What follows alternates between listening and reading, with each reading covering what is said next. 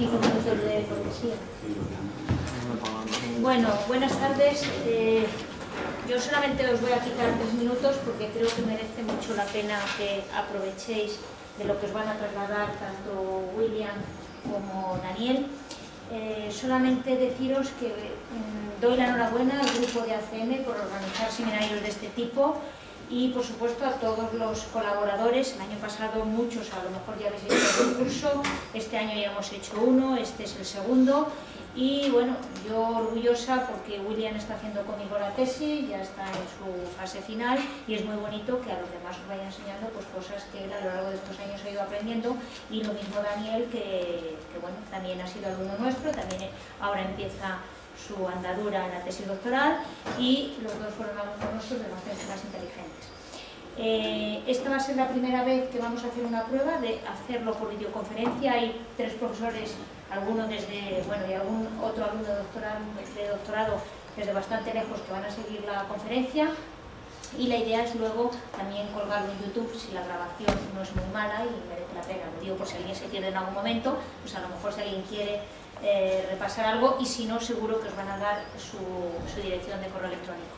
Por lo tanto, William y Daniel, de verdad, sinceramente, os doy las gracias, y a los demás que a lo mejor nunca os habéis animado, os animo a, ¿por qué no?, que aquello que dominéis, que lo propongáis al equipo directivo de ACM, y bueno, el departamento y en particular yo, que un poco, pues al final ha sido quien os ha ido echando una mano, pues encantada de poderos seguir apoyando, ¿vale? Así que nada, sabéis que son 3 sesiones, la de hoy, la del próximo lunes y jueves, ¿no? Sí.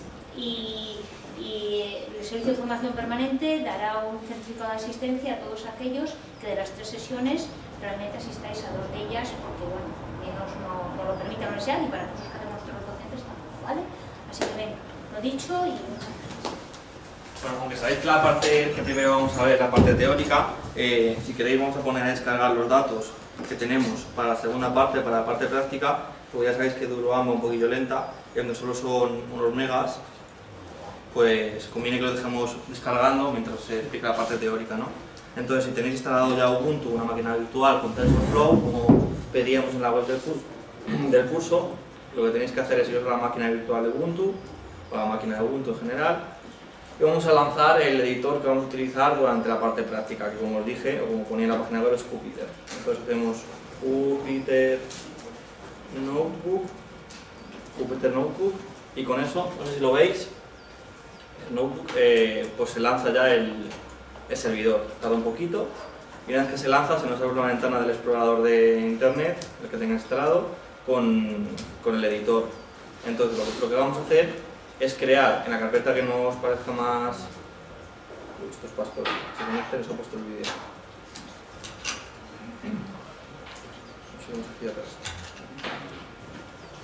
Bueno, nada, en la carpeta que os parezca más apropiado vamos a crear un notebook, que es un fichero que va a contener texto e imágenes que vamos a ir generando. Entonces vamos aquí a pestaña New y le damos a Python 2, y con eso se nos abre una nueva pestaña con el nuevo fichero que se ha creado. Que podemos poner un nombre, que por ejemplo esto viene sin título, vamos a llamarlo ejemplo 1, por ejemplo. Vale, pues lo que quiero que hagáis es que en primer lugar importéis TensorFlow para ver que está correctamente instalado. Hacemos un import TensorFlow as tf, vamos a ponerle ese nombre, y si no os da ningún error que está bien instalado. Y después tenemos que importar una función dentro de TensorFlow que vamos a utilizar para descargar los datos que vamos a utilizar y que nos permita acceder a ellos de forma mucho más sencilla. Así que hacemos un import from tensorflow.examples. No sé cómo era, perdón un segundo.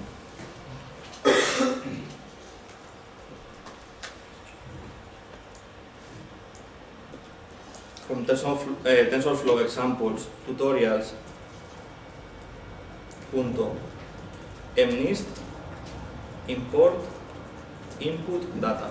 Esa es la función que nos va a permitir descargar, descomprimir y acceder a los datos todo de manera automática sin que tengamos que preocuparnos. Entonces, importamos esa función, y lo último que tenemos que hacer ya, yo lo dejo con William, es descargar los datos, ponerlos a descargar para que cuando empecemos con la parte práctica, pues esto ya haya terminado. en NIST. Input data, vamos a llamar a la función, y le vamos a pasar como argumento el lugar de nuestro equipo en el que queremos que se descargue y se descomprima la información, por ejemplo en NIST /data, es una carpeta que se va a crear automáticamente, y luego tenemos que pasarle un comando que se llama one/hot. Esto después os explico lo que hace, ¿vale? De momento ponedlo y luego ya os explico lo que estamos haciendo. Y nada, estos datos que va a descargar y descomprimir queremos almacenarlos en una variable que va a ser en NIST. Entonces, lo ejecutáis. Perdonad que he metido alguna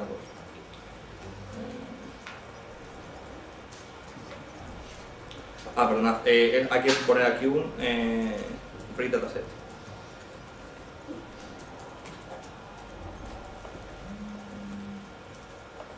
¿Vale? Llamáis a la función, al módulo input_data, la función es readDatasets.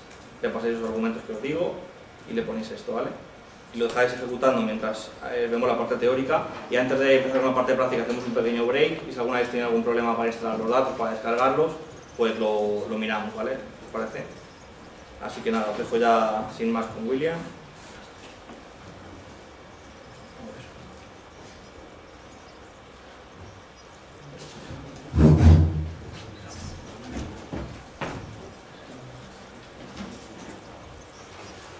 Muy bien, pues antes que nada, muchas gracias a todos por venir. Mi nombre es William Javiane y yo soy un estudiante aquí de la Universidad de Salamanca del programa de doctorado en Ingeniería Informática. Y bueno, mi campo de investigación es la inteligencia artificial y especialmente la visión artificial con redes neuronales. Como decía Angélica, pues estamos aquí para contar un poco del trabajo que hacemos y más que todo para dar una pequeña introducción a todo este mundo del machine learning o aprendizaje automático. Vamos a tener 3 sesiones de este seminario. Una es el día de hoy, que vamos a ver principalmente modelado de datos, y esto es va a estar seguido por la siguiente sesión este lunes, que va a ser redes convolucionales. Esto ya va a entrar más de lleno a visión artificial y reconocimiento de imágenes. Y finalmente el próximo jueves tenemos la última sesión, que va a ser de redes recurrentes y inteligencia general, y aquí ya vamos a ver sistemas mucho más avanzados de inteligencia artificial, y bueno, creo que va a estar muy interesante todo. Comenzamos entonces esta parte que va a ser de Machine Learning, la introducción. Y bueno, esta es una herramienta importante para la inteligencia artificial, y esto nos permite hacer modelado de datos y aproximación de funciones. Entonces, estos son términos matemáticos, y verdaderamente mucho de lo que sucede en la inteligencia artificial es matemática. Vamos a usar un poco de matemática durante esta discusión, pero bueno, trataré de que no sea demasiado, solo lo necesario para comprender todo el material básico. Entonces, cuando hablamos de aproximación de funciones,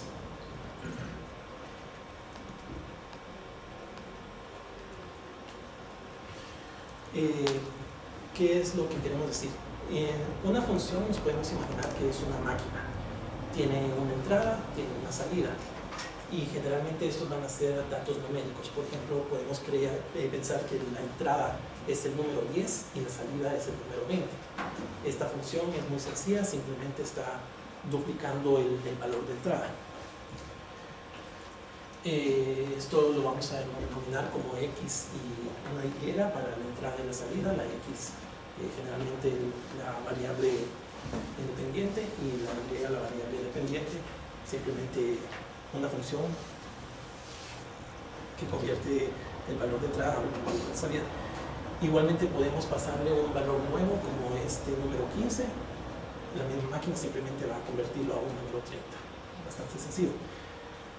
Pero claro, las funciones pueden ser más complejas. Podemos usar como entrada no solo un único número, sino que un vector de varios dígitos, como es en este ejemplo, y de salida tendríamos un resultado. ¿Qué está haciendo esta función? Pues es difícil de saber en este caso, no es obvio, pero bueno, es una función ejemplo que funciona de la misma forma. Hay entradas, hay salidas, y la función genera un proceso para convertir un valor al otro. Podemos hacer exactamente lo mismo con otros tipos de datos, no únicamente números. Por ejemplo, puede ser una imagen. La entrada puede ser una imagen y la salida en este caso sería la descripción de esta imagen. En este ejemplo, un gato. Y finalmente, datos un poco más curiosos o quizás avanzados, por ejemplo, pudiera ser el estado de un juego como este de Go, que la función toma como entrada el estado del juego, que sería la posición de todas las piezas, un historial de los movimientos pasados y, bueno, tiene conocimiento de reglas del juego y todo. Y la salida que tendría esta función sería una estrategia o un set de estrategias para poder jugar este juego. Y esto específicamente, este ejemplo del juego de Go es algo que ha estado en las noticias últimamente. Google, bueno, un laboratorio de Google ha hecho avances muy importantes relacionados a este juego y bueno, esto es algo de lo que vamos a hablar en la tercera sesión. Pero bueno, son simplemente diferentes funciones, ejemplos de funciones que muestran cómo pueden actuar todas sobre un tipo de entrada y cómo pueden tener salidas distintas. Pues bien, al hablar de modelado de datos, vamos a empezar por el ejemplo más sencillo que tenemos aquí, que simplemente son datos numéricos. Entonces tenemos varias muestras, varios ejemplos, 7 datos aquí, 7 números de entrada, 7 números de salida.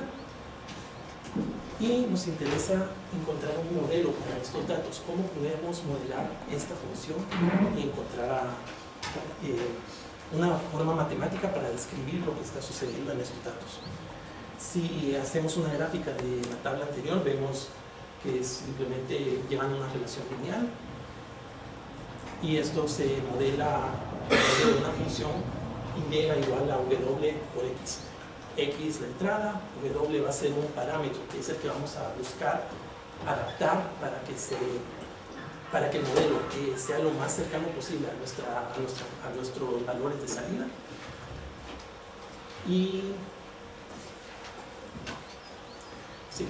entonces el propósito de esto es buscar el valor de este parámetro libre. Y este parámetro es lo que nos va a permitir crear un modelo. Podemos variar el valor de este parámetro, por ejemplo aquí la W estamos variando desde 1.0, 1.2, 2, 3, 6 y 9. Cada valor va a generar un modelo distinto. En este caso la línea, podemos ver cómo la pendiente de la línea va cambiando. Y bueno, esto es una característica muy básica de las gráficas lineales. Esta es la forma que funciona. Entonces lo que nos interesa es saber cuál de estos valores es el que nos va a permitir que se adapte este modelo lo más cercano posible a los datos que tenemos. Para esto vamos a necesitar saber cuál es el error del sistema. El error o la métrica del error es simplemente una forma de medir qué tan cercano está cada uno de los modelos posibles al valor verídico de los datos de salida. Y esto se consigue, bueno, midiendo la diferencia entre cada punto verdadero que tenemos de los datos iniciales. Podemos ver la diferencia del valor con el que ha sido propuesto por esta versión del modelo. En este caso, al tener un W de 1.0, vemos que muchos valores no encajan exactamente sobre la línea y bueno, hay bastante diferencia en los valores. Y para esto tenemos una fórmula. Básicamente es un promedio de estas diferencias. Y esta fórmula nos va a ayudar bastante para poder encontrar cuál es el modelo más óptimo y eso es lo que nos interesa. En este caso, si medimos todo, el error MSE equivaldría a un 25. Podemos hacer lo mismo con los distintos modelos que estamos probando. Según variamos el parámetro de la W, vamos a ver que el valor del error es cada vez más grande o más pequeño según la pendiente vaya cambiando y según se vaya ajustando a los datos. Obviamente creo que ya es bastante obvio aquí que al tener W igual a 2.0, aquí el error es 0, pero bueno, vamos a imaginarnos por un momento que no sabemos esto y vamos a tratar de encontrar este valor de una forma matemática. Entonces, si tomamos todos los valores de W que estamos haciendo las pruebas distintas de los distintos modelos y hacemos una gráfica del error que cada uno de estos valores del parámetro nos da, podemos conseguir una gráfica que va a tener esta forma de esta curva. Y aquí lo interesante es que siempre va a haber un punto mínimo que es donde el error es el valor más pequeño posible. En este caso llega a 0. Y lo que nos interesa entonces es en esta gráfica, en esta distribución, encontrar el valor de W que minimice el error. Y esto es lo que nos va a permitir encontrar el modelo más propicio para el sistema que estamos tratando de modelar. En este caso, como ya se había visto antes, al tener W igual a 2, el error es 0. Conociendo esto, entonces ya tenemos nuestra respuesta que estábamos buscando. El modelo final es simplemente Y igual a 2X. Cosa más sencilla, esto se llama regresión lineal y es una forma de encontrar funciones que se adapten a un set de datos. Esto resulta ser la base más importante para el aprendizaje automático. Tenemos este sistema, lo adaptamos a sistemas lineales, a gráficas y relaciones de datos lineales, y sobre esto vamos a ir aumentando cada vez más nuevas técnicas para crear modelos cada vez más complejos. Por supuesto, los datos reales en el mundo real, si tomamos medidas de cualquier proceso real, tangible, que sea en el mundo físico, no vamos a tener datos exactamente perfectos, como en este caso. Nuestros datos van a ser mucho más llenos de ruido, van a haber errores, van a haber variaciones y todo esto. Por ejemplo, se puede crear una distribución donde no todos sigan una línea. Sin embargo, siempre va a haber algún modelo que más o menos pueda aproximar esta distribución. En este caso, nunca vamos a llegar a tener un valor totalmente y absolutamente perfecto. Obviamente, la línea que se va a generar por nuestro modelo, siempre van a haber puntos que estén muy lejanos del valor que la línea nos proporciona, el modelo nos proporciona. Entonces, eso no nos va a permitir llegar a un error de 0 como teníamos antes. No vamos a tener una distribución como esta, sino que el valor mínimo del error realmente va a ser una cantidad pequeña por encima de 0. Sin embargo, no es esto un problema. Siempre hacemos el mismo proceso y buscamos el parámetro que nos permita minimizar el error. Aunque no se llegue a 0, lo importante es siempre encontrar el error mínimo. Tenemos el error mínimo, entonces sabemos que el modelo con el que estamos trabajando es el más óptimo y el que mejor resultado nos va a dar. Entonces, conociendo esto, ya sabemos que nuestro modelo, en este caso era el mismo de antes, este es el modelo que más se va a ajustar a los datos que tenemos, estos datos ruidosos, para poder conseguir un poco la mejor relación entre datos de entrada y los que esperamos de salida. Otra cosa que se puede hacer con modelos lineales es que los datos no siempre van a interceptar la gráfica en 0, 0. Muchas veces los datos van a estar movidos, sea hacia un extremo o hacia otro, y entonces esto lo vamos a modelar como la misma función de antes, y llega igual a W por X, pero ahora agregamos un coeficiente que lo vamos a llamar vías, y este coeficiente va a ser un parámetro adicional que ahora tenemos que buscar y encontrar para que nos dé el modelo más óptimo y más cercano a los datos que tenemos. Así que ahora tenemos lo mismo, no solo vamos a estar haciendo el mismo proceso antes, buscando distintas W para encontrar la pendiente óptima, ahora también vamos a estar cambiando este valor de vías, y esto va a ir subiendo y bajando los valores de salida hasta encontrar el valor mínimo, el error mínimo. Entonces, de forma similar como antes, que teníamos un proceso de búsqueda para analizar el error según cambiamos el parámetro W, ahora vamos a hacer lo mismo con dos parámetros a la vez.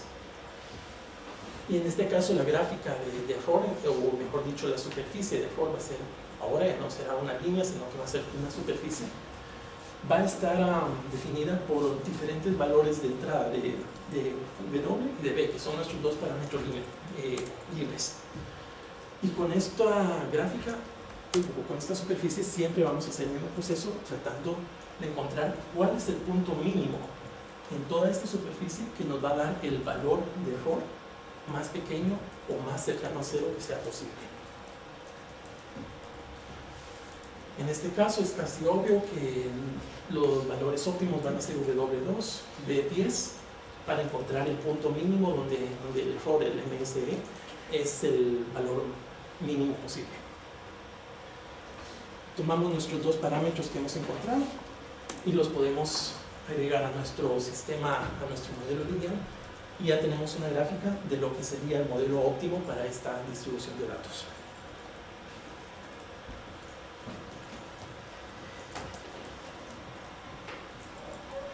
Bien, pues este ha sido un ejemplo de datos en una dimensión. ¿Qué pasa si tenemos más datos con que trabajar? Donde cada ejemplo que vamos a estar usando, cada punto de nuestra información va a tener dos datos de información. Por ejemplo, podemos estar midiendo presión y temperatura, o distancia y precio, o cualquier grupo de dos parámetros que generen un valor de salida. En este caso, en nuestra salida vamos a estar viendo valores de 1 o de 0. Estos son valores binarios, simplemente 0, 1, falso, verdadero, rojo, verde, cualquier forma de poder definir que son dos clases posibles que tenemos. Puede ser, por ejemplo, estamos buscando, si estamos midiendo presión y temperatura al mismo tiempo, queremos clasificar cuáles son las condiciones óptimas para que funcione algún proceso, cuáles son las funciones no óptimas. Esto lo podemos definir como un 0, como un 1, un falso o un verdadero. Y el proceso va a ser muy similar al anterior. Ya hemos visto antes con una dimensión o un solo valor de entrada, tenemos este modelo lineal. Con dos dimensiones ahora tenemos exactamente el mismo proceso, pero una suma de dos términos que van a ser el valor de entrada primero, el segundo valor de entrada, y cada uno con un parámetro libre. Ahora son tres parámetros los que vamos a tener que buscar para encontrar un modelo que se asemeje a este tipo de datos. Vamos a tener W1, W2 y B. Si fueran tres dimensiones, exactamente lo mismo. Ahora tendríamos un parámetro adicional por el dato de entrada extra, y esto se puede generalizar de esta forma: simplemente una sumatoria sobre todos los datos de entrada que tengamos, y esto se conoce como un modelo lineal, y esta es la base casi de cualquier combinación lineal. Por ejemplo, si alguien aquí ha estudiado álgebra lineal, creo que se reconocerá esto muy fácilmente. Son sistemas lineales, y esto va a ser nuestro punto de entrada a lo que es una neurona artificial. Y aquí ya podemos finalmente empezar a hablar de lo que es inteligencia artificial. Cuando adaptamos todo este modelo matemático que sirve de forma abstracta, digamos, para modelar datos y aproximar funciones, ahora lo vamos a adaptar a sistemas un poco más reales con información real. Pero bueno, una neurona artificial simplemente es una máquina, una función, un proceso, se puede llamar de cualquier forma, que simplemente funciona de esta manera, con un pequeño detalle del que vamos a hablar un poco más en las siguientes sesiones, pero básicamente vamos a pasar este valor de salida por una función de activación que se llama. Puede ser una de este tipo, por ejemplo. Ya más adelante, como he dicho, vamos a explicar un poco más detalle por qué la importancia de esto, pero por ahora solo pensemos que es una función que va a afectar los valores de salida de este sistema lineal. Ya no vamos a tener una salida lineal, sino que una salida que esta función nos va a dejar usar valores 0 o 1. Y bueno, esto exactamente es lo que se conoce como un perceptrón, y esta es la forma más básica o posiblemente uno de los algoritmos más sencillos de la inteligencia artificial y más específicamente del aprendizaje automático. Esto nos va a permitir poder encontrar modelos lineales a casi cualquier combinación de datos que tengamos, sea la cantidad de datos que tengamos o la cantidad de dimensiones en los datos que tengamos de entrada. Vamos a poder usar este sistema siempre para cualquier modelo, siempre que haya una relación lineal o muy cercana a algo lineal. Entonces, ¿cómo funciona esto? Y aquí esta es una pequeña demostración donde, por ejemplo, podemos agregar datos aquí en tiempo real y tenemos 3 datos verdes en este cuadrante superior, y esto lo vamos a tomar como que si fueran coordenadas adentro de este grafo. Por ejemplo, x1 será la coordenada horizontal, x2 será la vertical, y bueno, 2.9, 3.2 va a ser nuestro primer ejemplo, 2.98, bueno, todos los datos están aquí cercanos uno del otro, y vamos a tener como salida un número 1. En este caso vamos a decir 1 como un positivo, como un verdadero, o en este caso como un color verde, puede ser cualquier clasificación binaria que queramos utilizar. Similarmente podemos agregar otros puntos aquí. Estos van a tener una salida 0, negativo, falso, rojo, digamos el valor contrario a los otros datos. Y lo que nos interesa entonces es encontrar una forma de poder clasificar, digamos, si tenemos un punto, cualquier otro punto, ¿cómo podemos saber cuál sería el valor correcto o esperado de este ejemplo según esas coordenadas? Obviamente, si este punto lo preguntamos aquí cerca de estos otros verdes, pues es casi obvio que tendría que ser también un verde, porque se podría esperar que si está cercano a los otros haya una relación. O si lo ponemos aquí abajo, se podría esperar que sea un 0 o un rojo. Pues miremos. Vamos a entrenar un sistema lineal que va a separar estos datos unos del otro. Y esta línea que se forma aquí simplemente va a ser una línea de separación que ha sido encontrada por métodos lineales, como he estado explicando, que va a poder separar unos datos de los otros. Entonces, si tenemos un punto ubicado aquí y no sabemos si esto sería unas condiciones positivas o negativas para un proceso, o queremos saber si teniendo estos datos de entrada sería conveniente realizar algún proceso o cualquier cosa así, por ejemplo, con el ejemplo de presión y temperatura, si estamos con estos parámetros, ¿podemos verdaderamente echar a andar el sistema o será mejor no? Entonces podemos usar un modelo como estos que nos diga, no, en este caso no conviene, la salida del sistema nos va a decir que es 0. Y principalmente es porque está en el área que ha sido dibujada en color rojo, que es todo el área que el sistema va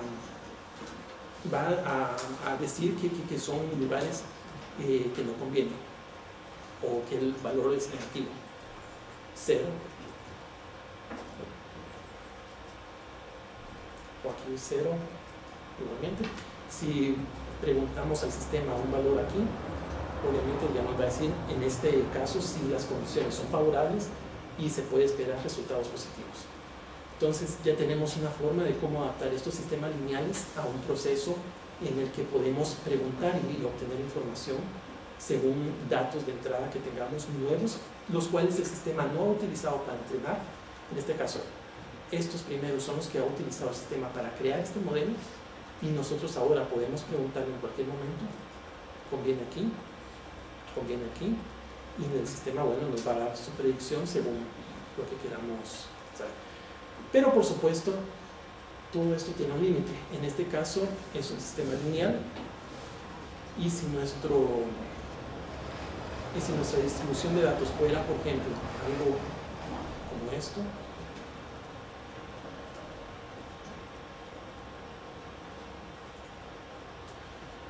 Aquí siempre todos los colores o todos los valores de salida siempre están agrupados en distintos cuadrantes, pero el sistema que tenemos ahora no va a ser capaz de separar correctamente esto. Podemos intentarlo muchas veces, cada vez va a tratar de encontrar lo más óptimo posible, pero no va a ser totalmente capaz. Siempre va a encontrar problemas. Por ejemplo, si le preguntamos aquí, entonces he preguntado ahora, ¿conviene ahí? Nos va a decir que sí, a pesar de que hay evidencia de que en esta región debería de ser verdaderamente un cero. Esto es un problema porque este es un sistema lineal. Una línea nunca va a ser capaz de dividir estos datos de una forma que corresponda a cada uno a la clase necesaria. Entonces, ¿cómo resolvemos esto? Y aquí es donde comenzamos a hablar de sistemas no lineales. Podemos comenzar con una neurona artificial, o un perceptrón simple, o una función lineal, como queramos llamar a este pequeño sistema aquí. Y si simplemente agregamos 2 neuronas más a cada una de las entradas de esta neurona, y cada una de estas nuevas neuronas que estamos agregando aquí van a tomar como entrada los datos originales que teníamos. Esto finalmente se va a ver así. Esto ya se considera una red neuronal. Y lo que sucede aquí es que vamos a tener siempre 2 dimensiones de entrada, van a ser 2 datos independientes y una salida. Pero en lugar de pasar estos datos por una única neurona, ahora está pasando por este sistema que lo vamos a llamar una red, porque bueno, es una red interconectada de nodos. Y esta red neuronal nos va a permitir encontrar modelos más complejos que un perceptrón simple o una neurona simple es incapaz por su dependencia de lineal. Entonces,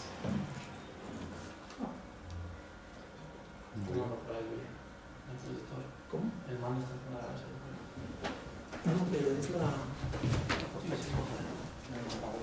Se apagó el ganador.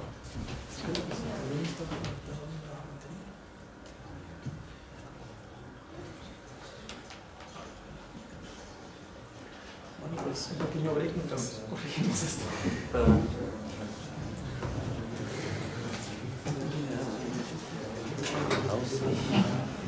Sí,